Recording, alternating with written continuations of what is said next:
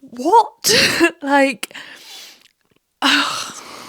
we all know there can be a fair amount of sexism within the fitness industry, but also within strength sports. But this is truly shocking. And if you've already seen a little bit of this drama, I've got a little bit more information that you might not have seen. And it just makes it a whole lot worse. How should a coach treat a female athlete? That's the question on this slide, taught at the IPF, the International Powerlifting Federation's training course for coaches. They are literally teaching coaches to treat women and girls in this way. Keep that in your mind for a second. How should a coach treat a female athlete? Be careful with her emotions, because obviously we're fragile and can't handle difficult emotions. This goes back to like old-timey sexism that women are too emotional. Especially with us silly, emotional women. We've all heard that one before. Give her special motivation. Like, what do they even mean by special? Special motivation. I'm not being funny, but lifting weights is fun. I don't need any special motivation. I don't think I, or any other woman for that matter that actually enjoys weightlifting, needs any special motivation that a man wouldn't also need. And the way that they've worded that just sounds really patronising. Most female athletes have a high level of responsibility. So don't tell her accurate planned weights in training. Don't tell her accurate planned weights for training. Like, what? That's dangerous. That's not just stupid advice. It's dangerous for a woman to not know what they're lifting. Again, a high level of responsibility. What do they even mean by that? It's a bit of a weird way of saying it. There is no real reason to ever lie to a female athlete about what is on the bar, unless they have specifically asked you to do so. It could be really dangerous to be lying about what weight's on the bar, especially if it's like a heavy deadlift or a heavy squat. The athlete needs to know how much effort they need to put into it. They need to be aware of how much weight is on the bar, just in case they need to be really super mindful of their form, because maybe it's heavier than they were expecting. Like, a coach lying to an athlete is not justifiable, and it's definitely not something they should be teaching to coaches. And then the last one, win her trust, which is really ironic, putting that immediately after basically saying lie to her about the weights on the bar. Like, lie to her, but also win her trust. It was posted quite a few times. Originally, I saw it from Dr. David Nolan. It seems like it was originally posted by Gabby Martinez, and she is a 3-time Open National Champion.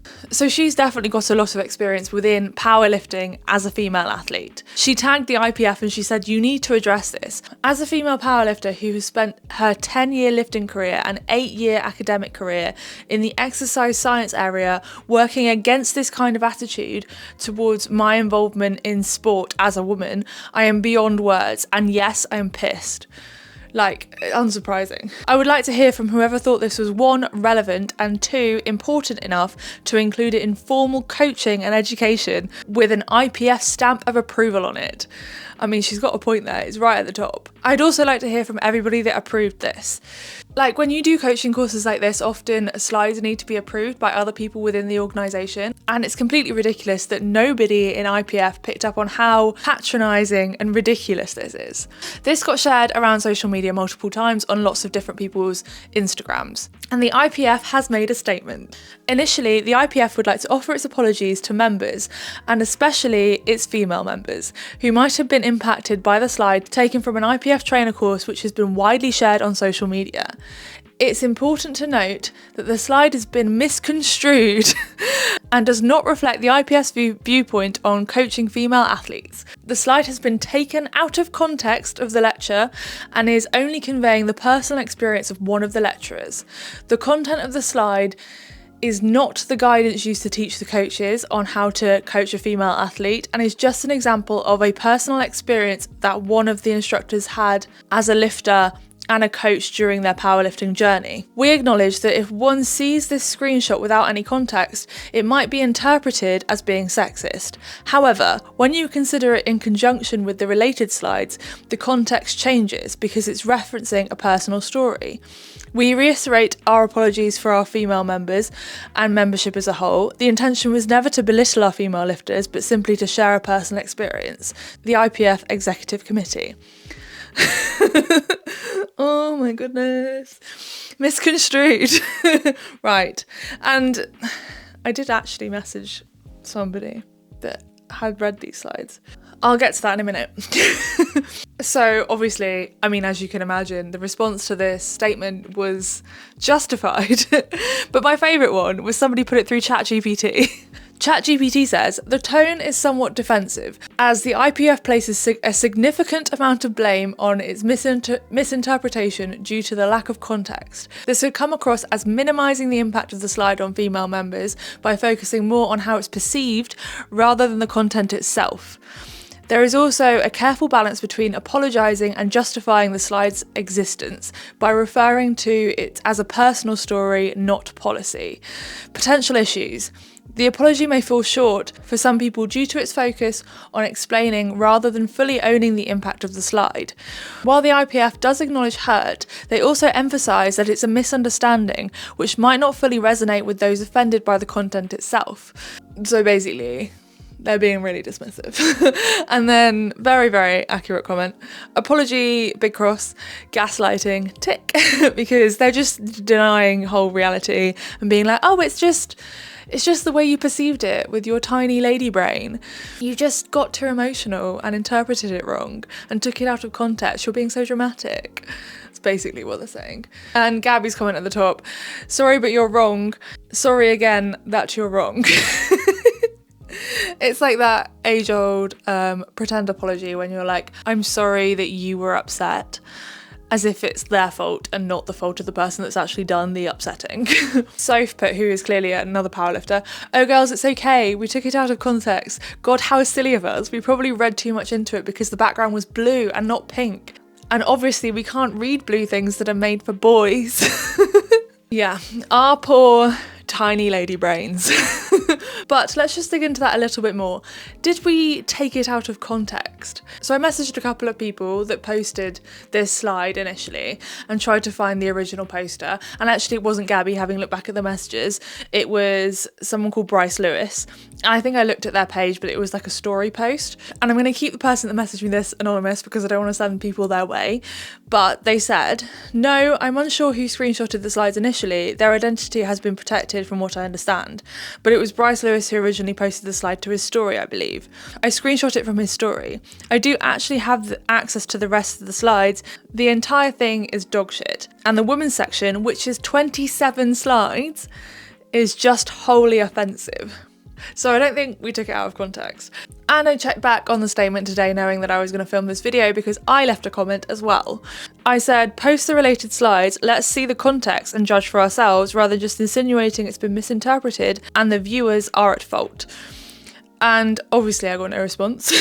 And they haven't posted the related slides because it probably is in context. And I'm pretty sure it is being used to coach female athletes because nowhere on that slide does it say personal experience of whatever her name is, Sandra. I can't believe a woman actually wrote that. Sandra Wildman, who is an instructor. It literally says at the top of the slide, how should a coach treat a female athlete? It's educational. They're clearly trying to educate you on how to coach a female athlete. And then I went on Reddit to see if I could find any more information, and I didn't, but I found some funny comments. A lot of people were just giving the statement like 3 red lights, understandable. This guy called the Noodle King makes a very good point.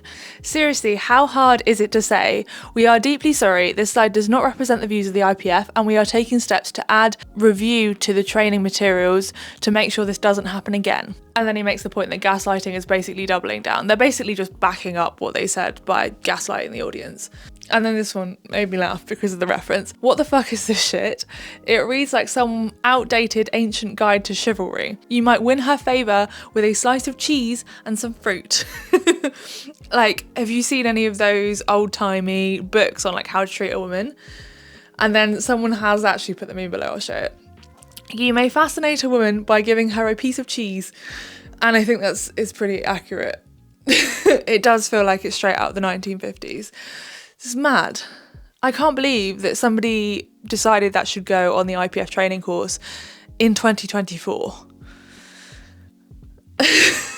But as I said, that is not the end of the story. I'm just interrupting the video to let you know about my fitness programs because I'm so terrible at advertising them. If you want to get your first strict pull-up and you're a larger bodied athlete like me, I have a program for that. I also have a program for all-round gymnastics, which will get you towards toes to bar, strict pull-ups, wall walks, handstand push-ups, that kind of stuff. I have 2 functional fitness programs. One is a strength and fitness program that is just general in-gym training that has a strength portion and a WOD. And then I've got an intermediate RX functional fitness program, which is a bit more advanced. And I've also got hybrid training programs coming out soon. All of my programs are focused on performance and not aesthetics. I will never tell you that you need to lose weight. I'm never going to tell you that you need to change your body. And there's also in-app messaging if you ever need a scaled down version of anything. But there is loads of scales in all of my programs because I know that athletes of all different shapes and sizes do my programs, and I want to support everybody in the best way that I can. I have literally had hundreds of athletes on my programs, many getting their first strict pull-up. These are what my clients say. It just makes me really happy to help other people like me achieve their goals. If that sounds like something that you're interested in, hit the link in the description. There's a free trial on all of them so you can try it out and see if you like it. Yes, it's funny to laugh at the comments, but I think this is clearly showing a wider issue within powerlifting and sexism within the sport and potentially other strength sports. It appears this comment was left twice and like revised and then re-commented again because it might have like outed some people that maybe weren't involved in this.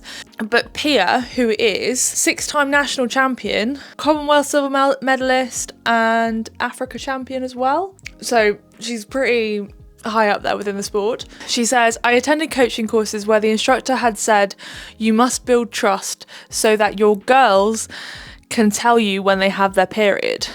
And then went on to say, but I know my athletes so well, they don't have to tell me, I can smell it.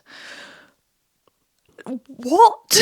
Like, that makes me so viscerally angry.